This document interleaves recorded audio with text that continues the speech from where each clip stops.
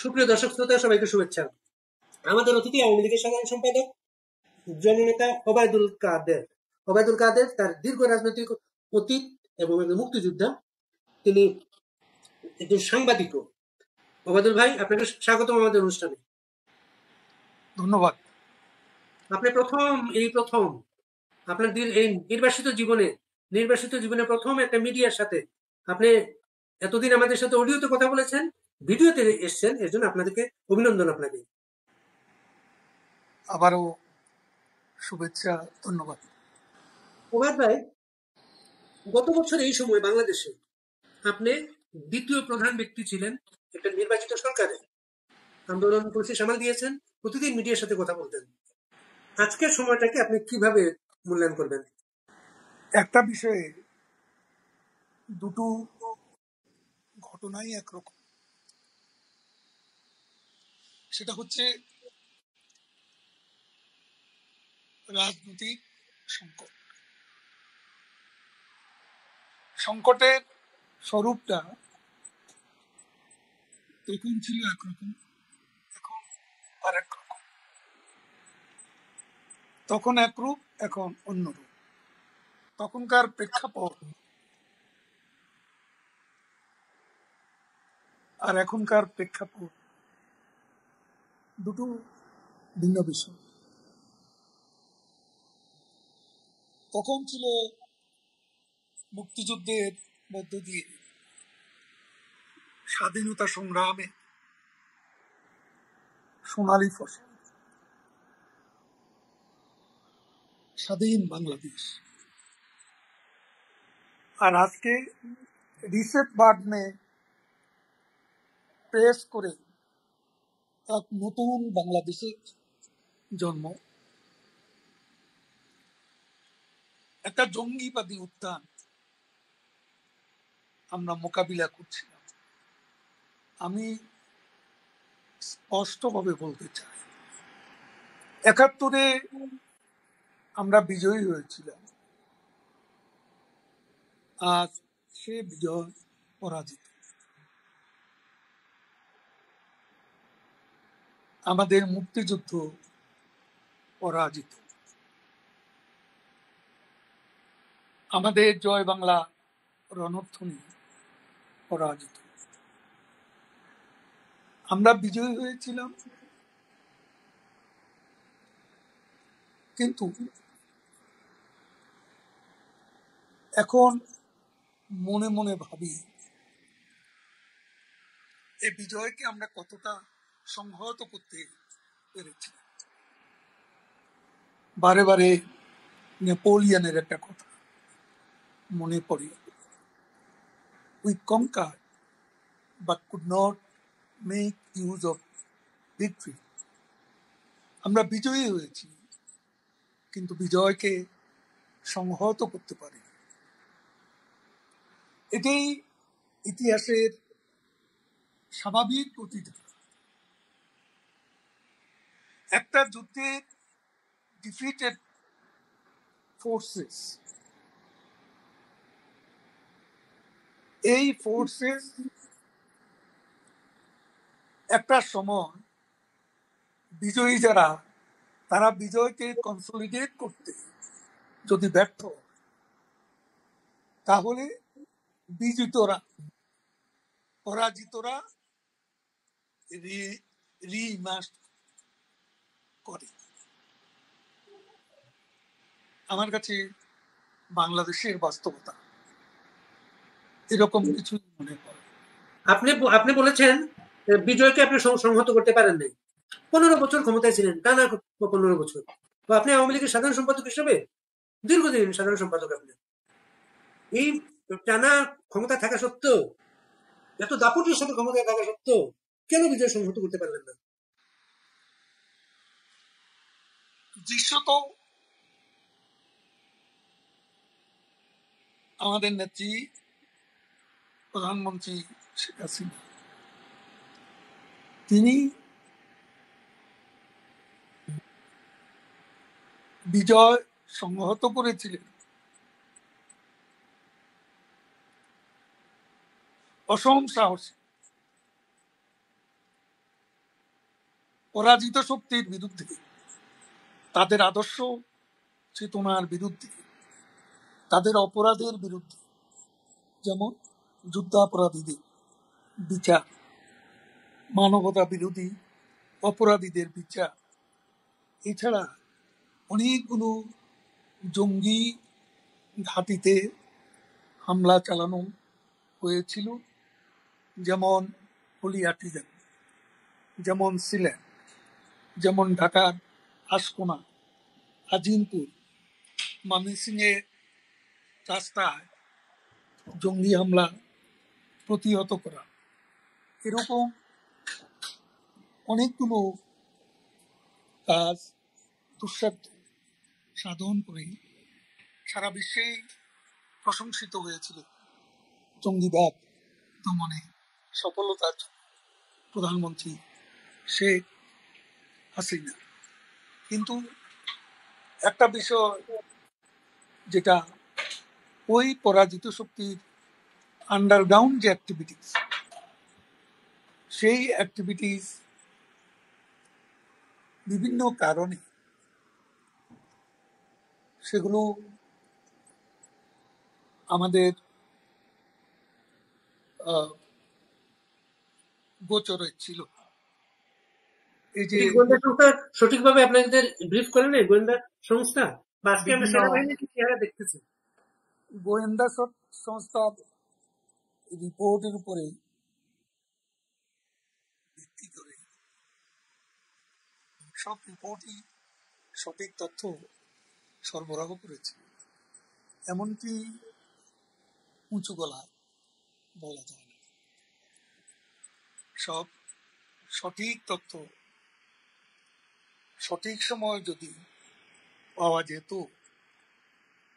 তাহলে 5ই আগস্টের যে জঙ্গিবাদী উত্থান, এরকম উত্থান সে সময় সংগঠিত হতে নাও পারত।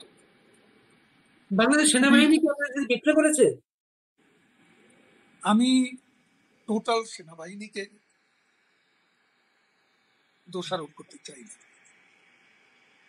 সেনাবাহিনীর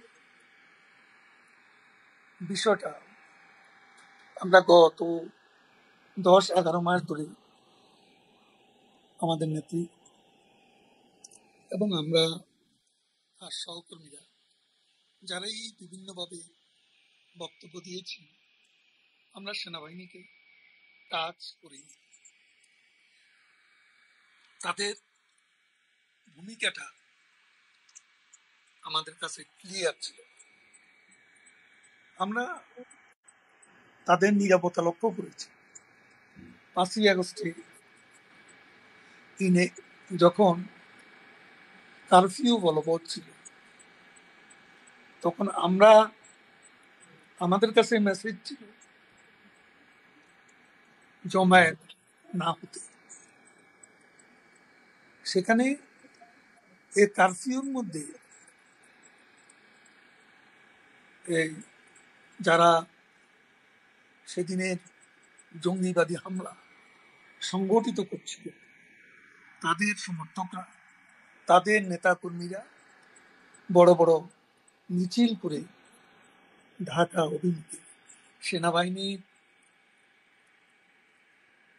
চোখের সামনে নাকে ডগা দিয়ে তারা বিক্ষোভ স্লোগান দিতে দিতে ঢাকামুখী অভিযাত্রা করতে থাকে।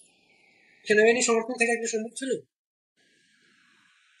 এখন তো সেটাই আমরা ভাবছি। যখন গোপালগঞ্জে নিরীহ মানুষের উপর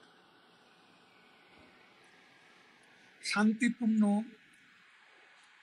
প্রতিবাদী মিছিলের উপর আমাদের সেনাবাহিনী গুলিবর্ষণ করে মানুষ হত্যা করে, যখন দেখি সেনাবাহিনীর এক সদস্য দীপ্ত সাহা নামে এক তরুণকে যুক্তরাষ্ট্রের জর্জ ফ্লয়েডকে যেমন করে বুটের তলায় তার গলা পিষ্ট করছিল, আর সে বলছিল আর্তনাদ করে, I cannot breathe.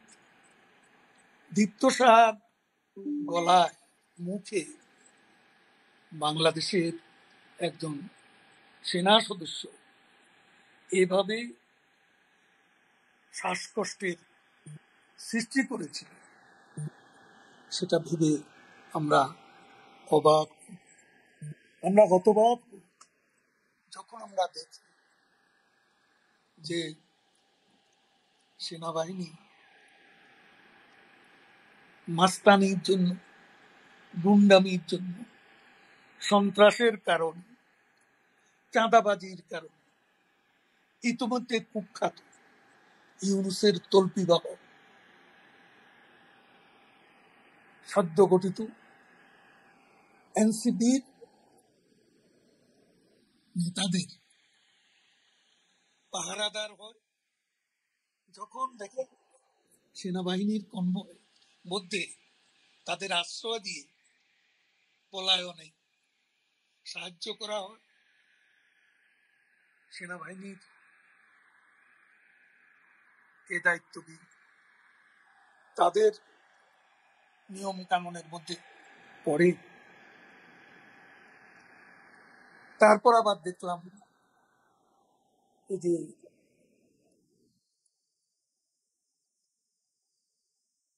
Dhaka training বিভাগ বিধ্বস্ত হওয়ার পর সেনাবাহিনী যেভাবে পরিস্থিতি মোকাবিলা করেছে, এটা তখনকার পরিস্থিতির মুখে তাদের দায়িত্ব জ্ঞানহীন, কাণ্ড জ্ঞানহীন এবং একটা চরম একটা হিংসাত্মক পরিস্থিতি সৃষ্টি করতে তাদের অহংবোধের যে প্রকাশ ঘটেছে সেটাও ক্ষমা করার মতো কিছু নেই। গোপালগঞ্জে মানুষ যেভাবে রুখে দাঁড়িয়েছে, মাইলস্টোন স্কুলের ঘটনার পরে ছাত্ররা যেভাবে রুখে দাঁড়িয়েছে, আপনি আওয়ামী লীগের দ্বিতীয় প্রধান নেতা, আপনার নোয়াখালীর অবস্থা তো খুবই করুণ। আপনি এত বড় নেতা ছিলেন, বারবার ইলেকশনে পাশ করে আসছিলেন, আপনার সেই কর্মী বাহিনী গেল কোথায়? যখন আমাদের রণনীতি, রণকৌশলের অবলম্বনে আমরা যখন সত্যিকার অর্থেই আমাদের নেত্রীর ভাষা যে ম্যাস রেজিস্ট্যান্স, গণ প্রতিরোধ, আমরা ঢাকামুখী অভিযান, লং মার্চ টু যমুনা, এই এজেন্ডার বাস্তবায়ন করতে যাবে, তখন কার কতটা অংশগ্রহণ, কার কতটা প্রতিবাদী ভূমিকা, প্রতিরোধের ক্ষমতা স্পষ্ট। এখন সারা দেশেই সবাই সংগঠিত হচ্ছে। আপনার খুব আলোচিত একটা শব্দ ছিল কাউয়া। আপনি বলতেন আওয়ামী লীগে অনেক যারা সমাবেশ ঘটছে তারা ডেডিকেটেড না, এই উঠতে বলতেন আপনি। ওইটা কি আজকে বাস্তব অবস্থা দেখা দিয়েছে? দেখুন, আওয়ামী লীগ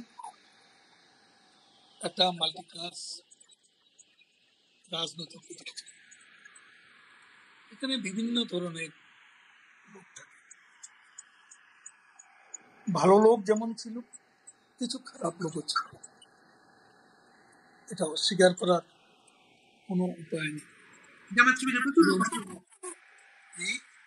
জামাত শিবিরে প্রচুর লোক আশ্রয় নিয়েছিল, আর সেটা হয়তো কোনো কোনো ক্ষেত্রে সে অনুপ্রবেশের বিষয়টি আমরা বুঝতে পারি, এবং 5ই আগস্টের পর এটা দিবালোকের মতো পরিষ্কার। কারণ সেদিন ছাত্রদের আবেগকে যারা পুঁজি করে জঙ্গিবাদী উত্থানের সাথে সংযুক্ত করে তখনকার এবং আজকের এনসিপি নামের নেতৃত্ব নতুন দলের ইউনিট বাহিনীর যে নেতাগুলো, এদের স্বরূপটা ইতিমধ্যে উন্মোচিত হয়েছে। সেখানে অনুপ্রবেশকে উড়িয়ে দেওয়া যায়। আপনি ছাত্রলীগের প্রেসিডেন্ট ছিলেন, কত ত্যাগ তিতিক্ষার সংগঠন আপনার। সেই সংগঠনটায় ঢাকা ইউনিভার্সিটিতে জামাত শিবিরের লোকজন গুরুত্বপূর্ণ পদে ছিল, তারা প্রকাশ্যে বেরিয়ে এসছে, বলছে তারা হেলমেট ব্যবহার করতো তাদেরকে আড়াল করার জন্য, আর আপনাদের নামও তো হেলমেট পাই। দেখেন, এইসব বিষয়গুলো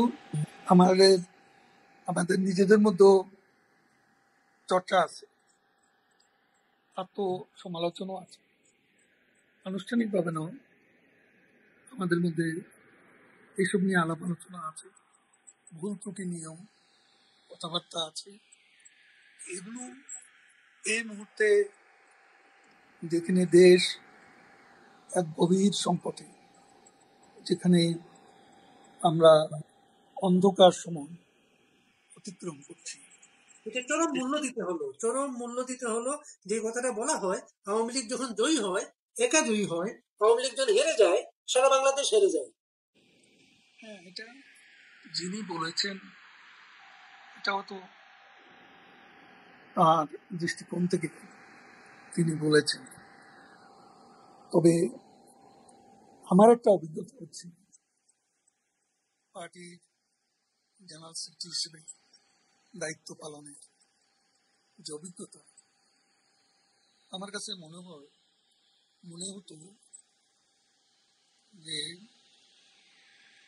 আওয়ামী লীগ যখন বিরোধী দলে থাকে তখন সাংগঠনিকভাবে খুব শক্তিশালী থাকে এবং not only organized but spirited থাকে। এটা এক বছরের মধ্যে ইউনূস সরকার টের পাচ্ছে, ক্ষমতাসীন আওয়ামী লীগের যে দলীয় যে শক্তিটা, সেটা বিরোধী দলে যতটা শক্তিশালী থাকে ততটা শক্তিশালী থাকে। বলেন কি প্রশ্ন? এটা প্রফেসর ইউনূস টের পাচ্ছেন। এর জন্য মাইলস্টোন স্কুলের ঘটনার পরে ওই রাজনৈতিক দলগুলোকে যেন ডাকলেন, ওইখানে আওয়ামী লীগের ভয় দেখাচ্ছেন। আওয়ামী লীগ আইলো, আওয়ামী লীগের ভয় দেখিয়ে তাদেরকে উনি সতর্ক করছেন বারবার।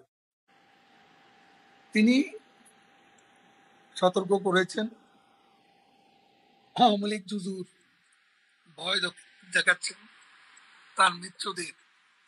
তার মানে আওয়ামী লীগ আবারও গত কয়েক মাসে জানান দিচ্ছে আওয়ামী লীগ আছে, আওয়ামী লীগ থাকবে। আওয়ামী লীগের নেত্রী বঙ্গবন্ধু কন্যা শেখ হাসিনার উদাত্ত আহ্বানে মুক্তিযুদ্ধের পক্ষের শক্তি হোক আর ঐক্যবদ্ধ হচ্ছে মানুষ। আর বলতে শুরু করেছে, আওয়ামী লীগ আমলে ভালো ছিলাম, এর চেয়ে শেখ হাসিনার আমলে ভালো ছিলাম। এই যে একটা বোধোদয় মানুষের মাঝে সৃষ্টি হয়েছে, এটা কি নোবেল বিজয়ী ইউনূস সাহেব টের পাচ্ছেন না? তার সাঙ্গপাঙ্গরা কি বুঝতে পারছেন না? জাগরণ, একটা নব জাগরণ সারা বাংলাদেশে সৃষ্টি হয়েছে। আপনি আওয়ামী লীগের সাধারণ সম্পাদক হিসাবে প্রতিদিন একটা ব্রিফিং করতেন, সাধারণ সম্পাদক হিসেবে। ওই ব্রিফিং এ আপনি ইউনূস সাহেব নিয়েও কথা বলতেন, আর তারেক রহমানকে সব সময় পলাতক হিসাবে ব্যঙ্গ করতেন। আজকে কি আপনি তারেক রহমানের জায়গায় চলে গিয়েছেন? দেখুন, তারেক রহমান একটা সময়ে 1/11 2006-07 দিকে, সম্ভবত 2007 আর রাজনীতি করব না, এই মুসলেকা দিয়ে লন্ডনে চলে গিয়েছে।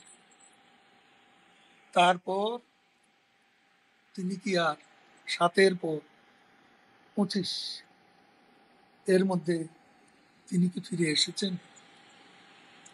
আমরা তো মুসলেকা দিয়ে রাজনীতি ছেড়ে দিইনি।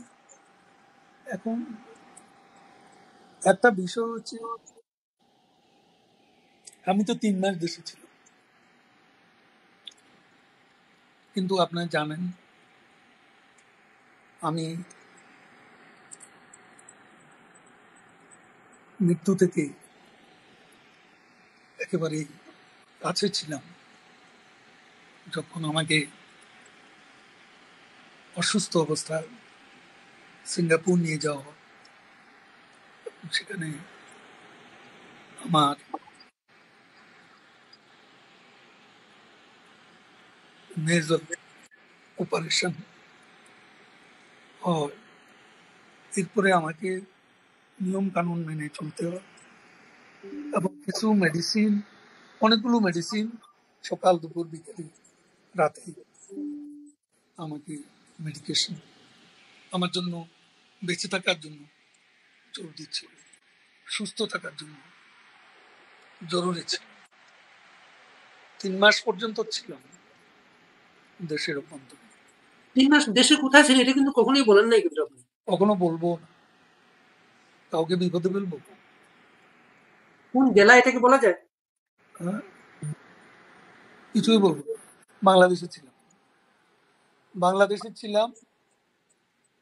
আমি একটা পর্যায়ে খুব আমাকে খোঁজাখুঁজি করছিল সরকারি লোকজন, পুলিশের লোকজন, ডিবি।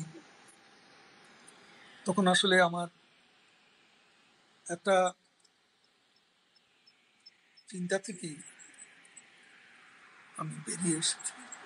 সেটা হলো যে কারাগার, এখন যে জেল জুলুম, যেভাবে অ্যারেস্ট করে রিমান্ডের ছড়াছড়ি, তারপর কারাগারে আরেক মানবেতর জীবন, আমার শারীরিক অবস্থার কারণে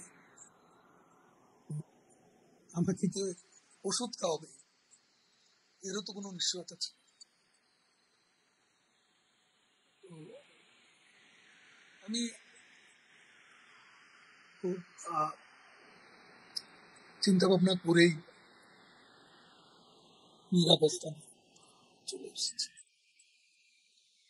যারা কারাগারে আছেন এখন, যারা অনেক মানবত জীবনযাপন করছেন, আদালতে তাদের উপর হামলা করা হয়। আপনার সহকর্মীদের উপরে যে হামলাগুলো যখন দেখেন, যখন প্রিজন সেলে তাদেরকে দেখেন, যখন আওয়ামী লীগের সাধারণ সম্পাদক ওবায়দুল কাদেরের মনে কি প্রতিক্রিয়া তৈরি হয়? জেল তো আমার জীবনে নতুন নয়। আমি 111 জেল দেখেছি, 1.5 বছর কারাগারে ছিলাম। আমি বঙ্গবন্ধু হত্যা উত্তর বাংলাদেশে জিয়াউর রহমানের কারাগারে ছিলাম, বারে বারে রিমান্ডে গেছি, 2.5 বছর একসঙ্গে জেল খেটেছি। এ জীবনে মোট 4 বছর আমিও কারাগারে ছিলাম। কারাগার কি সেটা আমাকে কেউ চেনাতে হবে না। আর এই সরকারের আমলে যে কারাগার, সেটা আগে যে কোনো সময় থেকে নিষ্ঠুরতম অভিজ্ঞতা। যারা আছে তাদেরকে কিভাবে অপমান, অসম্মানের মধ্য দিয়ে দিন অতিবাহিত করতে হবে সে খবর তো আমরা জানি। আপনারা, আপনাদের বাদ দিয়ে বাংলাদেশে রাজনৈতিক ঐক্যমুক্ত করা হচ্ছে। আলী রিয়াজের কমিটি প্রতিদিন সবার সাথে বসছেন এবং নতুন ভবিষ্যৎ বাংলাদেশের রাজনীতি ঠিক করছেন। সেখানে আওয়ামী লীগ মাইনাস। এই রাজনীতি ভবিষ্যৎ কি দেখেন আপনি? যারা আওয়ামী লীগকে মাইনাস করার দুঃস্বপ্ন দেখছে, তারা নিজেরাই জনগণ কর্তৃক মাইনাস হয়ে যাবে। সেদিন বেশি দিন, খুব বেশি দিন এই কমান্ড ইকোনমি ফেল করেছে, কমান্ড পলিটিক্স ফেল করতে যাচ্ছে, কমান্ড জুডিশিয়ারি ফেল করতে যাচ্ছে, সব দিক থেকে চরম ব্যর্থতা নজির সৃষ্টি করে ইউনুস দমকে বিতাড়িত হতে সেদিন বেশি দূরে। দেশে কি খুব তাড়াতাড়ি নির্বাচন দেখেন? নির্বাচন কি হচ্ছে মনে হয়? নির্বাচন এই দেশে কবে হবে কেউ জানে না। নির্বাচন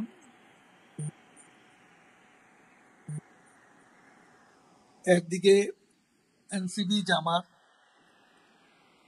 তারা অত তাড়াতাড়ি নির্বাচনের, আবার বিএনপি এবছরই নির্বাচন। এখন নির্বাচনের ভাগ্যে কি আছে কেউ জানে না। আওয়ামী লীগ যেই পার্টি 58% যাদের জনসমর্থন,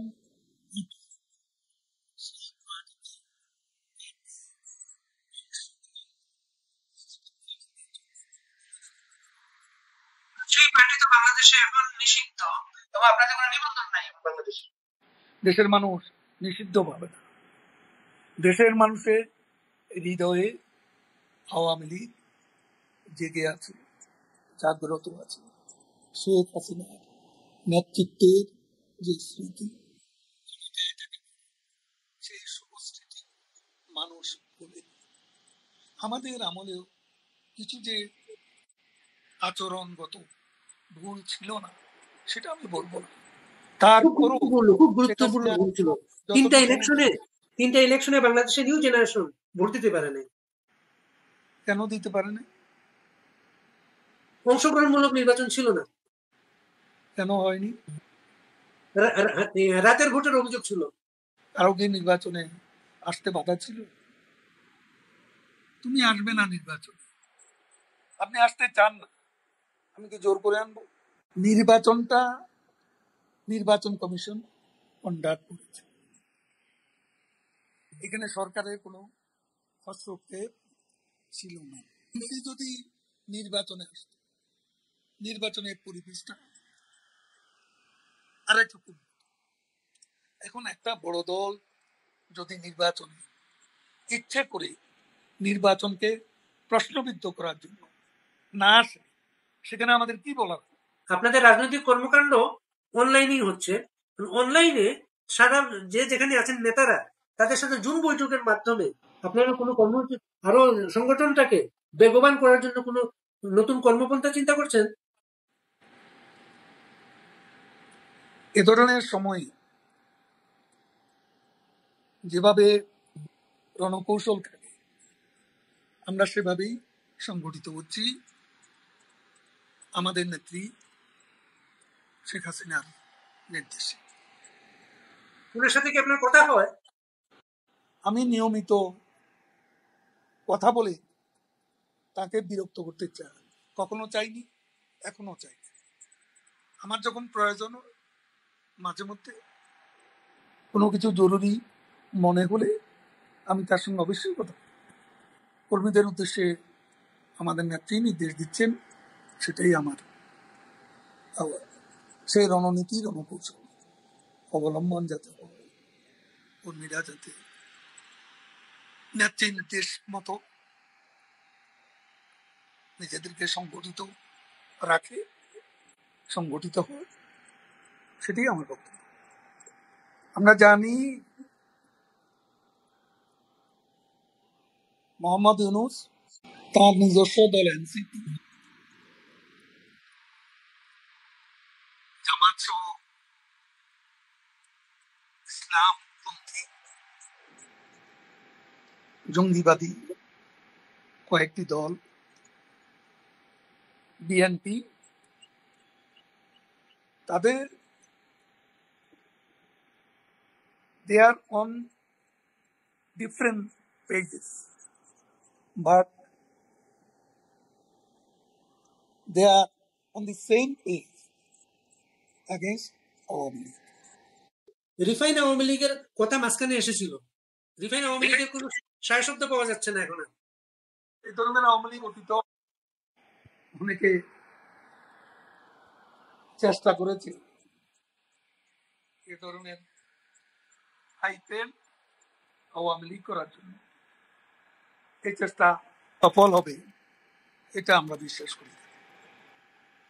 আওয়ামী লীগ সভাপতি আমাকে 3বার জেনারেল সেক্রেটারির দায়িত্ব দিয়েছে।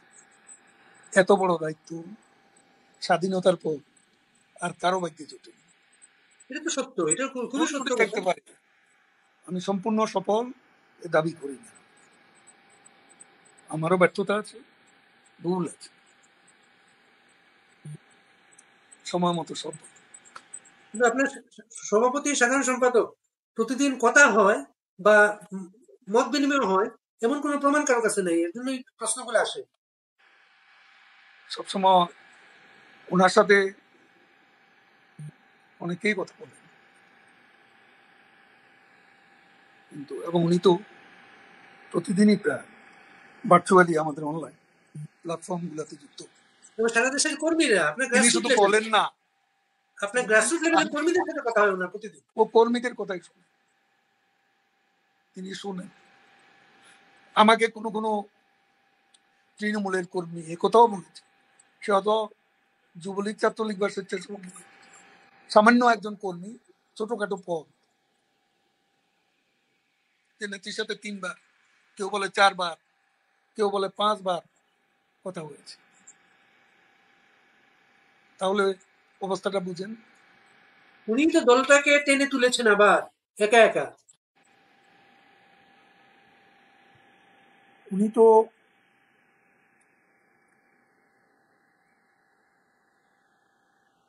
উনি আসলে পারেন এই বয়সেও তার প্রতি ক্যারাবিয়ান পার্সন, সত্যি বলতে